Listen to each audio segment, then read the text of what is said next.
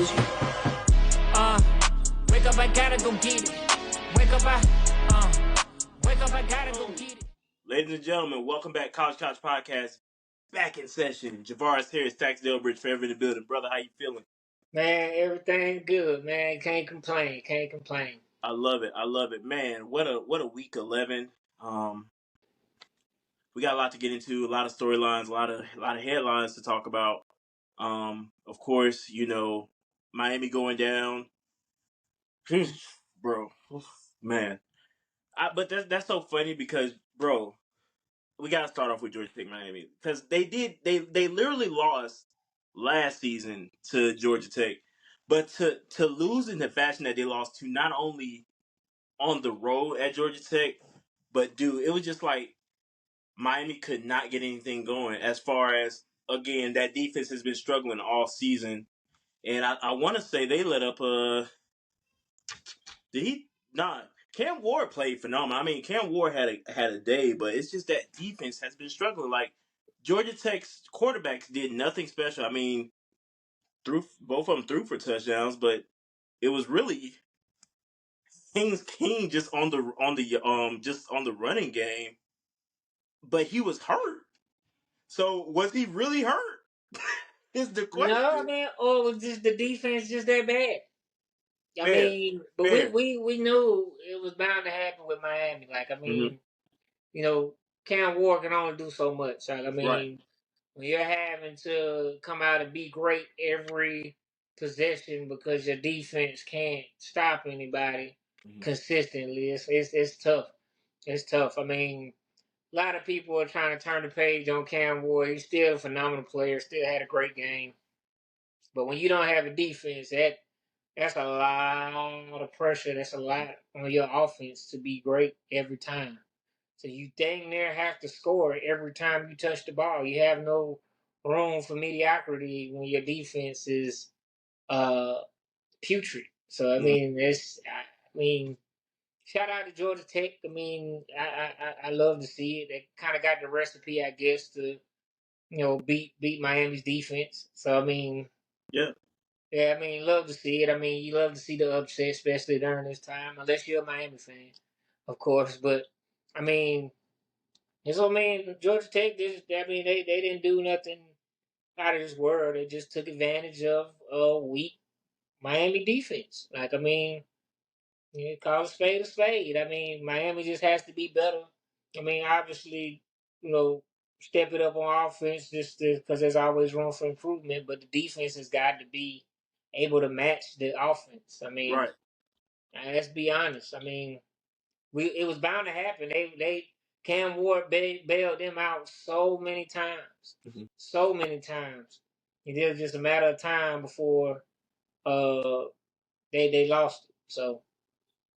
Yeah, Say that it absolutely. came in this late in the season and in November when you don't want to lose, rather than had come at the beginning and then iron out the rest of the stuff and in November you good, but still first Yeah. off. So it's kind of rest of the way is kind of where they see fit. So Yeah, and I mean, now it's to the point where you're just like, okay, where did well, the rankings have came out, and I want to say they dropped to either they're pretty low now, if I'm not mistaken. right. I want to say they're maybe 8. They might be 8 now, but either way, their defense has been struggling all season, like I said before. But this is nothing new. We're already in week 12, and they're Right. still having the same issues going on, and that's a problem. I mean, it you can't be that you can't have that special of an offense, and then your defense comes out there and lets up that many points a game. Like I think about the game versus Duke. Like they literally let Duke come back into that game and almost win because of just how that defense played, and it Exactly. was putrid. Literally, it was Right. putrid.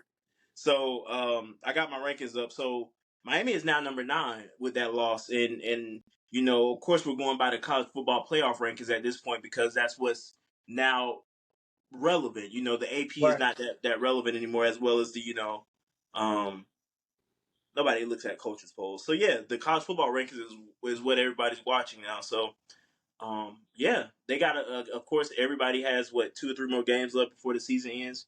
So definitely have to win out at this point Yeah, in I order mean, to you went stay. out. See, they control their own destiny. They went Yeah, out. They make the ACC championship no problem. yeah, You know, now you have to go against a pretty solid Clemson team who's found new life. So, you know, but if you win that, you know, you kind of punch your ticket to make some shape. But yeah, at the end of the day, you're going to have to iron out that defense. Even if you do then win out, you still have to iron out that defense because playoffs is a whole nother monster, even with the 12 team. I mean, we haven't seen it yet, but I know it's going to be crucial. Just look at how the season's been. So, yeah, yeah, I mean, and for Tech, I mean, they just playing for pride at this point. You know what I'm saying? Uh, but you know, it's always good to see the underdog get a dub. So yeah, yeah. I agree. I agree wholeheartedly. So yeah, man, just an all around great game on the ground for Georgia Tech. Haynes King with 93 yards, 1 touchdown. Jamal Haynes with 83 yards and 1 touchdown. And I mean, they again did not have to do much this game to kind of take over and win. Um, yeah, man, just pretty much cut and dry for Georgia Tech, but a great win at home for them to in order to go back years beat Miami.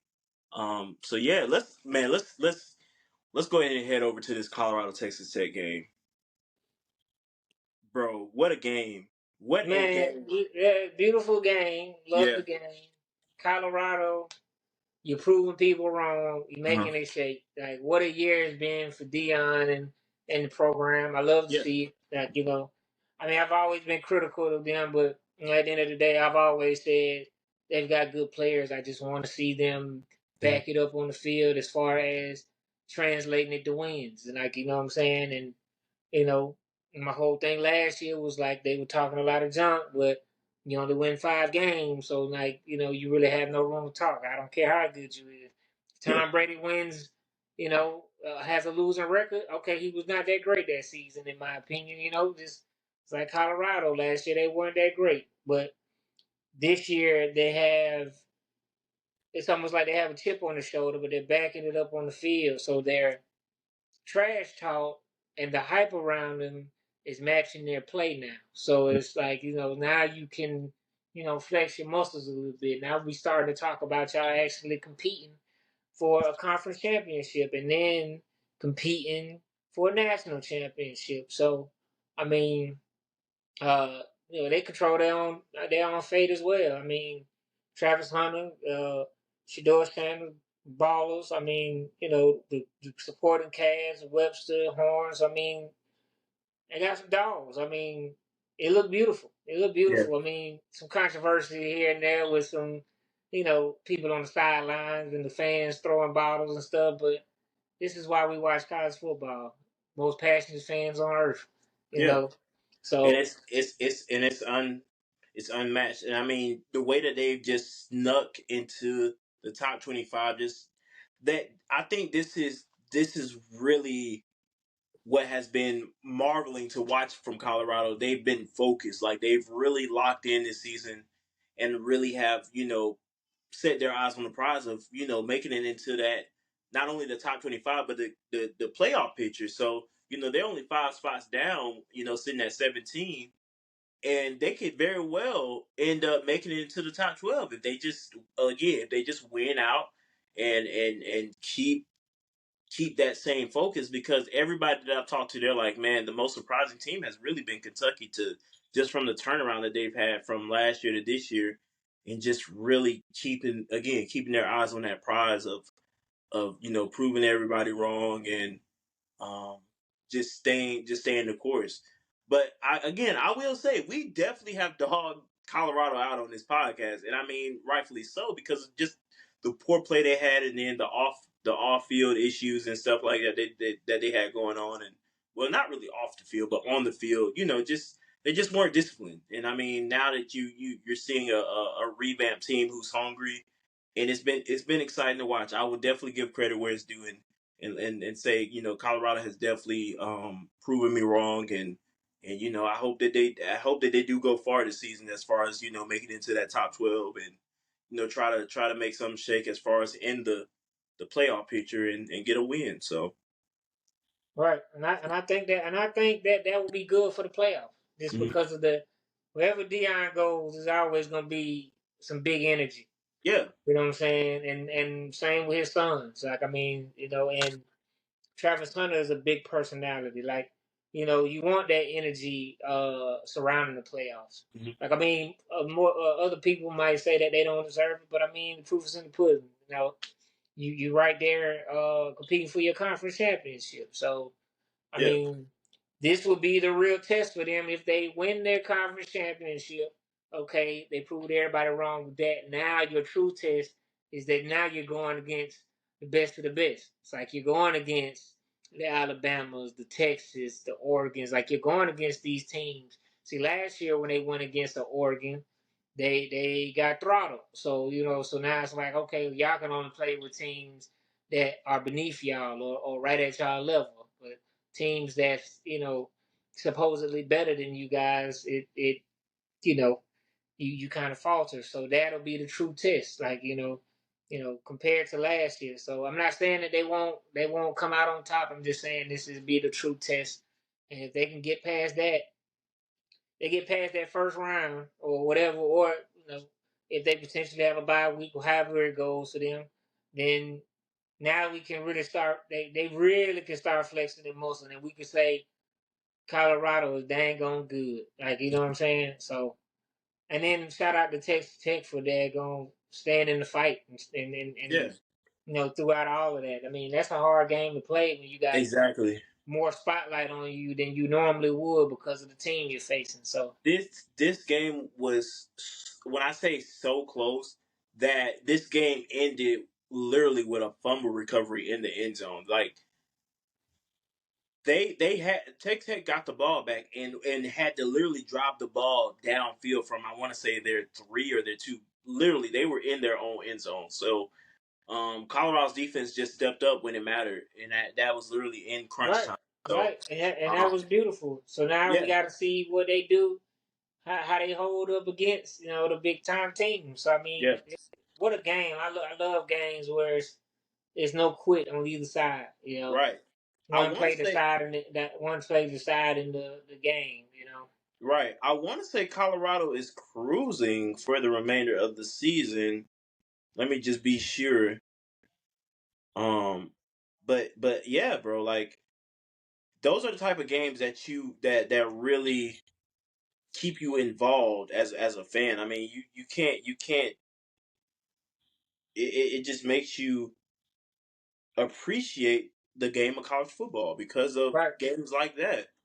So for again, for Colorado to go on the road and in a hostile environment where they throwing tortillas at you right, right. Like I on the mean, field. hey, this is college Yeah, football, man. yeah, Like I mean, you got some passionate fans, some passionate hmm, students, some passionate absolutely. everybody. I mean, so I mean, and we can't say anybody's gonna cruise the rest of the way this year because the way this year's been going, I'm not gonna lie. anybody could get it. You know what I'm I saying? I me personally, I'm let me be sure, brother. Colorado is cruising the rest of this season. They have 4-5 Utah, 3-6 Kansas, and 3-7 Oklahoma State. Well, you definitely can't count out Utah.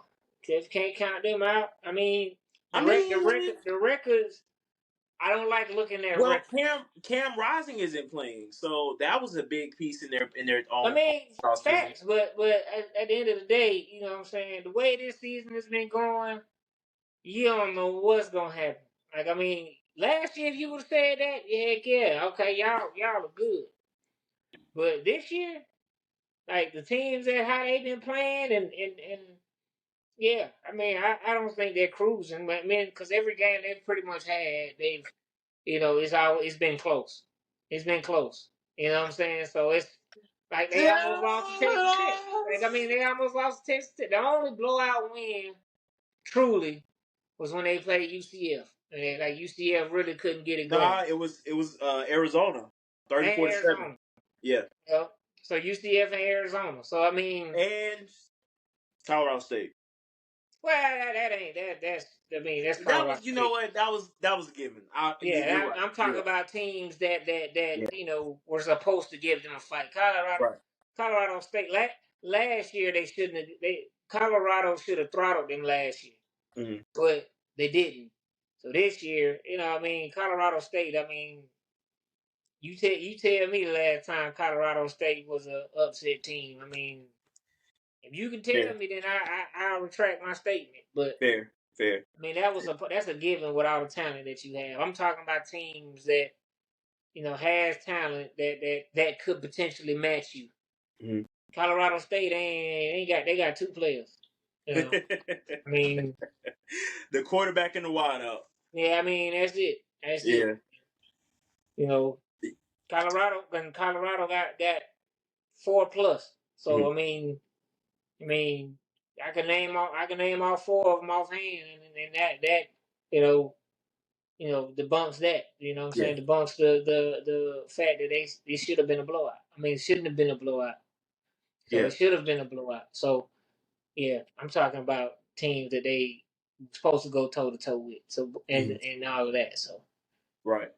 I I think mean, I really feel I'm proud of where Colorado has started, but I still feel like they have room to grow. Could oh, I mean Colorado? every team like I mean even Oregon being #1, they have a lot that they can Yeah. improve on. I mean Yeah. Texas, Bama, Georgia, all of these teams have places that they can grow even if they look good. You know what I'm Mm-hmm. saying? Like every week is something different. Like every week you show a weakness when you play. You Mm-hmm. know what I'm saying? Like Georgia beat Texas, beat the brakes off Texas, but you know, they struggled against Kentucky. You know what I'm saying? So, I mean, it's like everywhere has a weakness, and every time you step on that field, you show a weakness. Now you don't get exploited, maybe not in that particular game, but there is film on that weakness. Oh, they can't set the edge. Yeah. Okay, well this game they didn't get exploited, but this game we're gonna exploit that. Bama, Yeah. Georgia. You know what I'm saying? So I mean, okay, and then Georgia gets better with that. I mean, it's always something to be grown, to be worked on, Right. and have improvement. It's just the teams that have less um things to work on are usually the teams that finish at the end. Mm-hmm. Right now, my opinion, Oregon would be the one team that has less to work on. Mm-hmm. It's because they've figured out a formula and to beat the teams that they've played. Right. So I didn't ask you. Very, very off topic. Are you on a time crunch today? Or are you good? a little bit. Oh God. Okay. All right. Okay.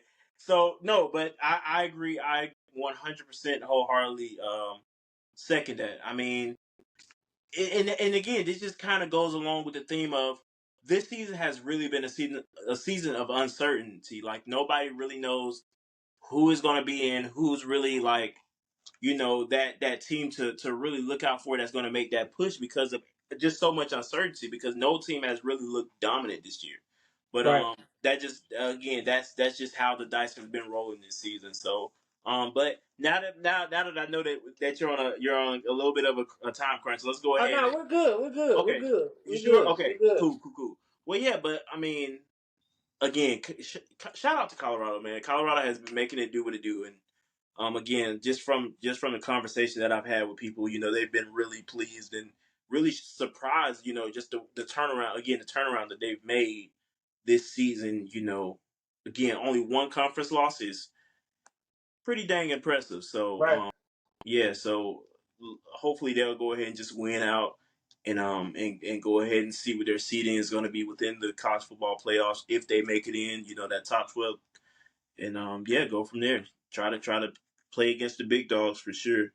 So but yeah, man, let's go. We can go ahead and change to Alabama LSU. We're on our third game within 20 minutes. This was pretty darn good for us. But That's why I said we good. yeah. So Alabama LSU. First off, let me just say this. This was Jalen Milroe's game. Lord have mercy. This was Jalen Milroe's game. You called this game in our prediction, and I mean the people enjoyed it. They loved it. They were pretty much praising how well you pretty much predicted this game. So shout out to you, brother. Also shout out to Chase. Chase was saying that this game was pretty much already in Alabama's hands because they brought out that live tiger.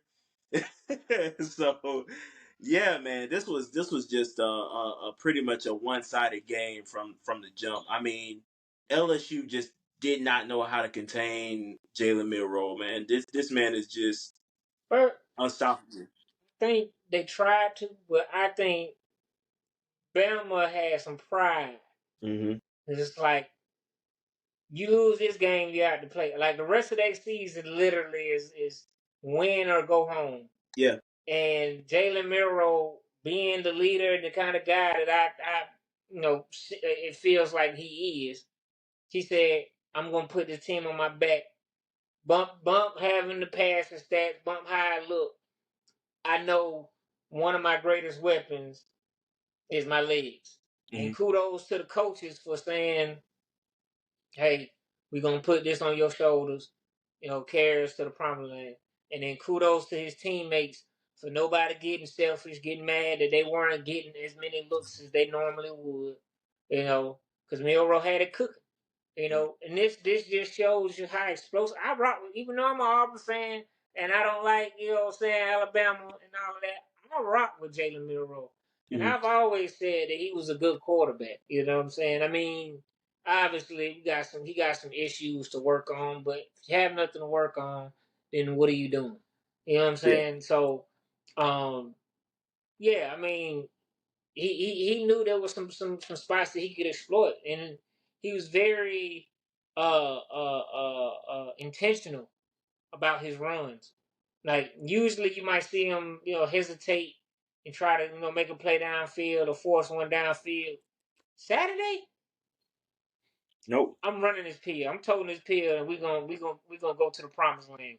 I mean, and honestly, he really didn't even have to throw the ball. Only threw for 109 yards. Right. And That's what I'm saying. Like he realized, like, yo, I have a skill yeah, that I've been I'm not gonna necessarily say hiding, but I've been getting away from, because when you're a quarterback, you don't want the label of being a running back or a yeah, quarterback that runs too much or runs more than he throws, you know. But at the end of the day, only stat that matter in my mind is when the clock hits 0-0 and that W is in the column. That's all exactly, that matters. You know what exactly. I'm saying? Like bump the stats on my pass and bump the stats on my running. My run isn't working, I'm getting it up out of there. My Mm. passing is working and my receivers is getting open, no problem. I'm throwing it to him. Yeah, So, and I mean, he just runs. He runs these quarterback reads and these options so well right, to where it's almost like you design a run play for him, it's probably going to be a guaranteed six. Like that's just how well he's mastered these reads that are right, designed just for him. So it's been a joy to watch. I mean, this is coming again. This is coming from a Georgia fan. So yeah, man, he's mastered it, and I mean, it's going to be a joy to watch. When he does decide to go to the next level, and how well he plays in the pros, and right, if they still decide to design runs for him because he's just that talented with his legs. So yeah, it's been a thing to watch, man. I've enjoyed it. Even as a Georgia fan, I've enjoyed watching Jalen Milroe do his thing on the field every Saturday. So right. He ran with a purpose, man, yeah. and the speed he has, it looks effortless. Hmm. So, you know what I'm saying? I mean, you got a couple weapons on the outside that opens up things for him. I love to see it. In Yeah. LSU, uh, you showed up physically, but I just don't feel like mentally they were there. I'm raising my hand because I definitely have a thing to say about LSU, bro. Oh, Like well, I'm no, gonna go let you ahead. finish Go though. ahead. No, go ahead. I'll Yeah, let you finish. I mean, I was just gonna say that. Hey, I just feel like I don't know. I don't know if they gave up. I don't know if they were lethargic. I mean, but Bro, the thing that really like just like wants me like makes me crawl up a wall is I don't think, like, even as a junior, I don't think Garrett Nussmeier realizes how talented he really is. Like, Garrett Nussmeier can truly be, if not the best quarterback in the SEC, but the best quarterback in the nation if he's comfortable. Like, Garrett Nussmeier is not a bad quarterback. Agreed. Like, he's not. But if he is rattled, oh my God, it shows. That Arkansas game he played still gives me nightmares because of how poorly he played. He didn't want to throw the ball. Right. He did not want to throw the ball. He threw for 239 yards against Alabama, but maybe only like 100 and something if I'm correct against Arkansas. Two totally different defenses. And I know you've talked about how Arkansas's defense is, and I know that'll probably be another conversation for another day, but Yeah, I mean, Alabama's go ahead. I'm saying Alabama's defense is a little bit better than Arkansas's, and you threw for 200 plus yards against Alabama's defense. So see, the difference there is, I think the schemes. Mm-hmm. Were you know what I'm saying? Like, I mean, Alabama was hurt in the secondary. Yeah. You know what I'm saying? Like, they're trying to get players back and all of that. I think they'll be back by playoff time. But I mean, we saw it time and time again with where offenses kind of carve up Bama's defense. Mm-hmm. I mean, the secondary is inconsistent. You know, so like even in the Georgia game, I mean, first half they were cooking. Second half they got exposed. Carson Beck threw for like over 300 yards, and most of it came in the second half. So I mean, that's the difference there. Now you ain't gonna run too much on Bama defense because the front linemen beast, linebackers beast, but their secondary suspect. You know what I'm saying? So now don't get me wrong, they can make plays here and there. You know, I mean, they got smart cornerbacks, but they're hurt. I mean, they're not at 100% yet. If I'm, if my research is correct, mm-hmm. that they're still trying to get some people back. They're really thin at cornerback. Mm-hmm. But still, I mean, 200 something yards. I mean, yeah. And I mean I'm sorry for cutting you off again. I wanted to add this. So 233 against Arkansas, but not a passing touchdown. But he started off slow in that first half, and then it was maybe towards the end of the third, maybe top of the fourth, when he really got over that 200-yard mark. So every game he's played, he's thrown over 200 yards this season. Right. I mean, and that's good. I mean, yeah. But I mean, first half, I mean, you think about it. Most games, first half, you kind of filling out the other team. Mm-hmm. If you score, you score. You try to set the tone early, whatever. Most of the times, you're not being too aggressive unless you see something. You know what I'm saying? So, I mean, first half stats, they matter, but it's like most of the time you have like you got 150 yards in the first half, you're doing something right. You know what I'm saying? So, second half is when you really let loose because you kind of see what they're doing. And you see the adjustments because it's hard to make adjustments on the fly in football. Like you're gonna have a game plan, you're gonna stick to it. Come halftime, you're gonna have your adjustments that you need to make. You come out second half, and that's the game plan. Now, you know what I'm saying. Some coaches can and teams can kind of do that on the fly. It's just hard. But I mean, for that game, for the LSU Bama game, I think he got off like that because I mean. Game was pretty much won after, I ain't gonna say won completely, but you got all the momentum. Bama had all the momentum going into the half. Like, I mean, and then coming out the half, I mean, they stuck to their game plan. I didn't see where they switched up at all. Let Jalen Monroe cook. I mean, he's the fastest man. He's the man that touched the ball the second most times in the game. You know what I'm saying? You don't have to turn around and hand it off. You ain't got to throw it. Let the man go. So, I mean, they didn't really change much. And then defensively, I mean, I didn't see where they changed a whole lot. So, I mean, you got off like that because, I mean, you got the game pretty much won.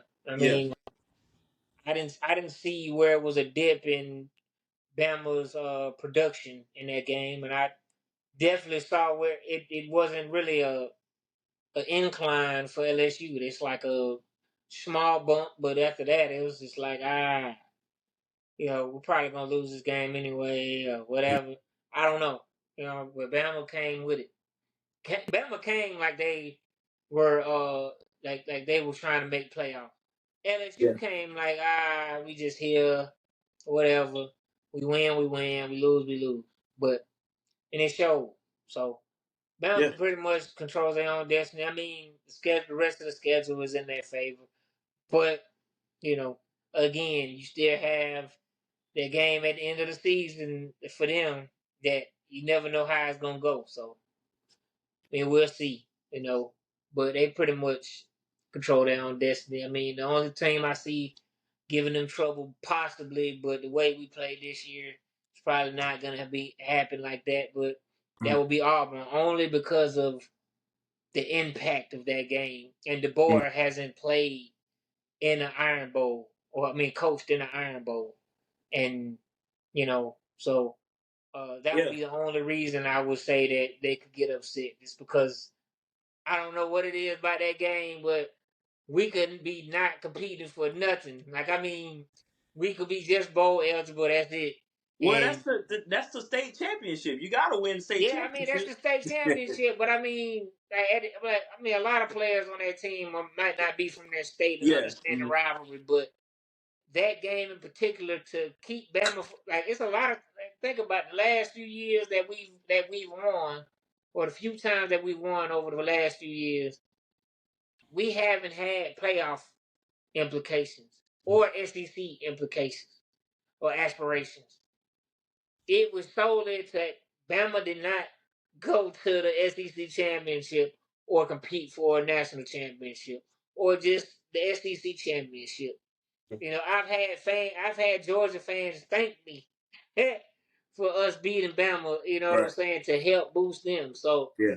that game, you never know what you're gonna get. You know what I'm saying? So Well, yeah, and I mean, there have been years where you guys have helped out a lot of teams, by upsetting them, and so right. it definitely comes, it's definitely it doesn't go unnoticed. I'll say that because it is Oh, for definitely sure, appreciated. for sure. It's I know it don't appreciated. go unnoticed. I know it don't. I mean, I Yeah, can always tell people, do I want to make a playoff game and I want yeah, to compete? Yeah. But if I could beat one out of these two teams, with being Georgia or Bama, I am okay. That is a right, successful season. Because I might not be able to talk junk because we ain't won a championship in a long time. But I can talk junk and say we beat these teams. So right. that's, what I'm saying, for me, that's a championship for me. But, Mhm. that's the only team I see giving Bama fits. And LSU, they kind of done as far as playoff Yeah, fixing. their season is over. Unfortunately, it's been a tough run. It seems like literally just last week I was talking with an insider, and just trying to figure out where the identity was with this LSU team, and now the season's coming to an end, and their playoff hopes are also at an end as well, and hopefully next season they bounce back and get it together, or Brian Kelly might. I think Brian Kelly is on the hot seat, to be quite honest with you, but yeah, man. Shout out to LSU. I'm not opposed to LSU, but you wanna go ahead and get to this last game? It seemed like you were struggling to get that out. You want me to talk about your boys first, or you want to go No, ahead and I can do it.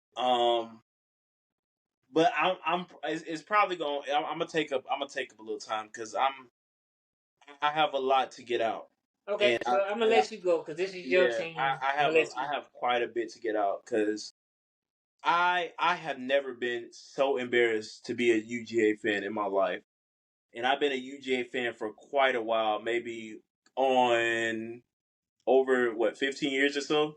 No, yeah, I It's mean, you became a Georgia fan. You was like 6 or 7. Yeah, so well over 15 years. So this past week against Ole Miss was probably, if not the worst play I've seen this season, but the worst play I've seen again in a while. Like, there was no effort. There was just no type of um no type of urgency, no type of fire whatsoever.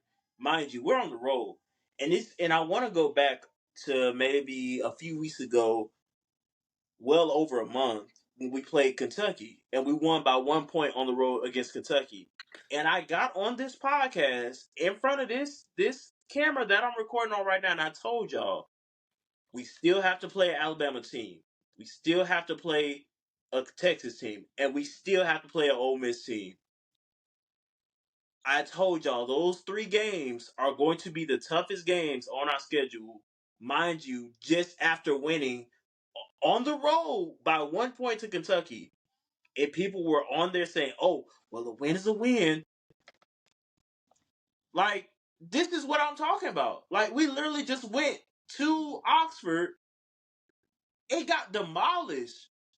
And I said it. I literally said it. I said, we are going to have to step up later on in the season because we're going to have to go through a treacherous away schedule that is going to be like no other team has had to face.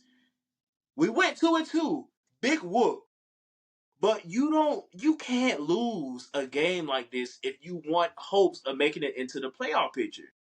And now I'm getting the argument, well, we're still better than the top half of the teams. It doesn't matter. We have to worry about what we have going on. Like, I don't think y'all. It's the delusional fans that really drive me up a wall because we're so complacent and arrogant after these 2 national championships that we won that we fail to realize we used to be in the same position as a lot of these other fan bases before they won their championships. We have to get back to the basics here. Like, I'm going to be straight up honest with you. I don't think we deserve to play in the playoff picture this year. Be quite honest with you, we've had more productivity off the field than we've had on it. And I'm gonna be honest with you, you know where I'm going at it with that. So it's just been too much going on this season, and our focus has been in too many other places. No leadership on this team. No leadership whatsoever is on this 2024-25 team. Yeah, And if you and have if it. you if you argue with me saying there is, brother, you might need to take a long look in the mirror and tell yourself there isn't, because there is no leadership on this team. And it starts with our head coach. I'm going to be frank. I'm going to be quite honest with you. It starts at the top. And if my coach calls me an idiot, Yeah, but yeah, doesn't call Buddy over here who has 2 speeding tickets and his face is plastered all over Athens, Clark County, and just lets it roll off the back of his shoulder or the back of his back, I can't respect it. I can't respect it as a coach, as a leader of a team, as the face of the team, as the highest paid employee in the state of Georgia. I can't respect it. I can't. So I'm embarrassed as a fan right now. I'm genuinely hurt. I'm embarrassed. I genuinely don't even know how this season is going to play out, honestly.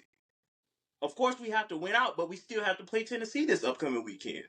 yeah, But yeah. I'm embarrassed, bro. Like, I'm genuinely embarrassed as a fan because of just people forgetting. Like, we used to be nothing. Like, we used to be terrible. And I'm going to be, and I want to add this as well before I turn it over to you. I'm going to be honest when I say this. I've been very displeased with the way Carson Beck has been playing. I am 100% on board, and I understand what you guys are saying with this. But please help me understand, what in the world is Jalen Rashada or Gunnar Stockton going to do that Carson Beck hasn't done already this season? Why would I put my second or third string in the most important game of the season, a game that literally determines if we are in or out, to start? The last time Gunnar Stockton played was early in this season against Tennessee Tech. Jalen Rashada hasn't even played an SEC game yet. This man transferred from Arizona State. You think he's ready for an SEC matchup? The biggest matchup of the season? Get out of here. No. Carson Beck puts us in the best position to win. Carson Beck will be starting this game. Carson Beck better go out there and do what he has to do in order to keep our playoff hopes alive. That's all I got, brother. Go ahead. Yeah, I mean, you kind of hit the nail on the head, man. I was gonna say, I just feel like the leadership hasn't been there. Like both of your championships, both of Georgia's championship, there was leadership on both sides of the ball where I saw it. Whether it being Stetson, whether it being on the linebackers, the Kobe Dean, or whoever it was, there was leadership. And yeah, I mean, Kirby didn't have to really say much. You know what I'm saying? Because leadership was on the field. You know what I'm saying? Like, I mean, you have to have those point guards, so to speak, on your team to help run smoothly. That knows where everybody needs to be. That calls people out when they're not where they're supposed to be. That congratulates them when they make a play after they done chewed them out. You know what I'm saying? To set the standard. Like here we work hard. Here everything, nothing is given. Like this is the SEC. Like it's a reason why, you know what I'm saying, jokers knock each other out and we still have teams ranked because it's good football being played out here. So my biggest thing is I think Carson Beck is in his head too much. Granted, your offensive line is banged up a lot. This is the first time I've seen Georgia's offensive line not be dominant. You know what I'm saying? Like the 2 championship runs y'all had, they were dominant. And then, Stetson Bennett could get it done with his legs. Carson Beck, he can get a first down or 2, but as far as those big explosive plays, that's not really his game. Like, Right. don't get me wrong, can he do it? Possibly. But that's not really what he wants. That's not his comfort zone. Mm-hmm. For the game, it was rainy. He was on the road. Ole Miss is not a quiet place to play at. And then you were going against one of the best defensive lines in the country. Yeah. You know, argue with me all you want to. That's one of the best lines in the country. Um, and it showed. And it showed. I mean, uh, from the offensive play calling, to the execution on the field, it just seemed like the energy was gone from Georgia. And then that kind of leads me to my point of, has Kirby lost the locker room? Because I mean, when your coach calls you an idiot, calls a player an idiot. I mean, although he doesn't start and all of that type of stuff, still, you call a player idiot on TV in a press conference. That's kind of, you know what I'm saying? Like, it's kind of messed up. Like, for my coach to call me that on TV in front of all these cameras and stuff, like, I mean, yeah, that's not. I mean, don't get me wrong. I wouldn't have been celebrating regardless if that was my boy. Regardless if that was my boy, we just lost. You know what I'm saying? We'll talk. You know what I'm saying, Yeah. after the game, away from this stadium. You know what I'm saying? Yeah. But we just went to war and my team, we lost. So, but to be called an idiot, I don't condone that. I don't condone neither one of them. I think both of them were wrong in that regard. But I get it as far as the player. I can't remember his name. Jake Pope. Jake Pope. As far as him, I mean, I don't condone you coming on the field and celebrating. Should have been with your teammates, chopping it up with them, you know what I'm saying, and taking a loss on the chin or whatever. And Kirby Smart, I don't agree with you calling out your player in that fashion. But that's why I'm trying to figure out, has he lost the locker room? Yeah. Because everybody wants to talk about Bama not being disciplined, but Georgia's not disciplined either. Carson Beck, I think he's lost the confidence up here.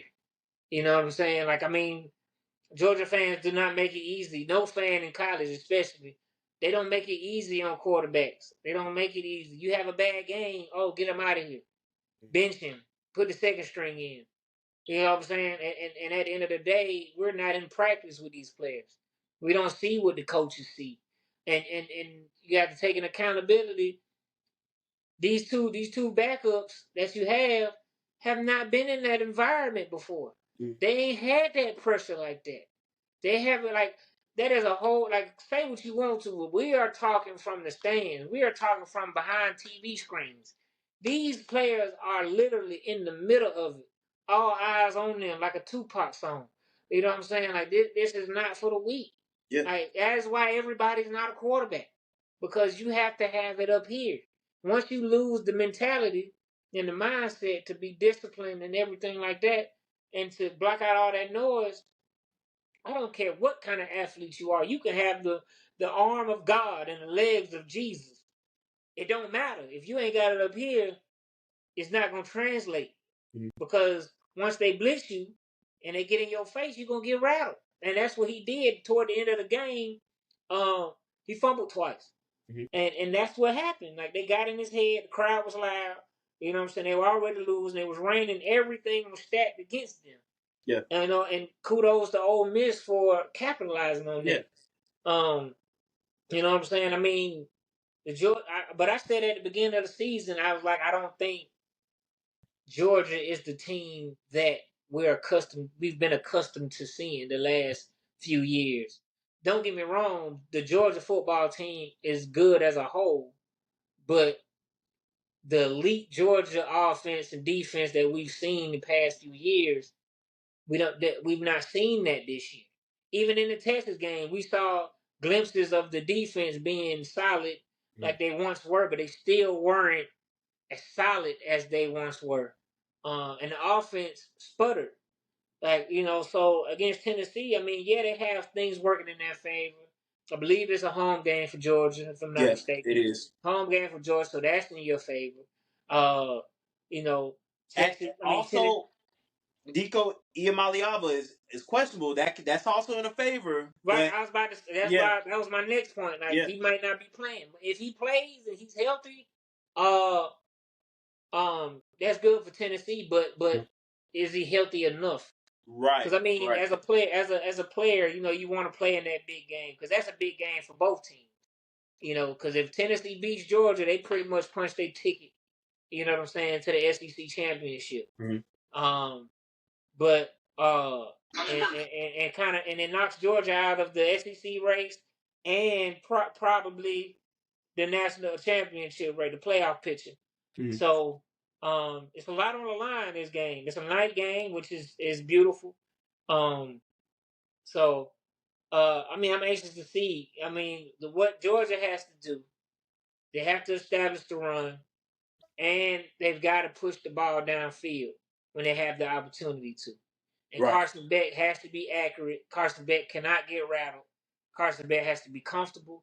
The line has to block. Defense, the line has to be as dominant as they were against Texas. DBs have to be on point. Linebackers have to be on point. Everything has to be dang near perfect for Georgia for Saturday. Because if they come out like they did against Ole Miss, Tennessee is going to light them up.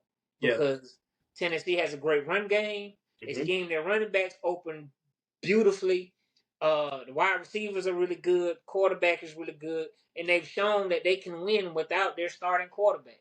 So that, to me, last week was scary, because if you can win in that fashion and it's your backup, so that tells me that it's not just the starter that's great.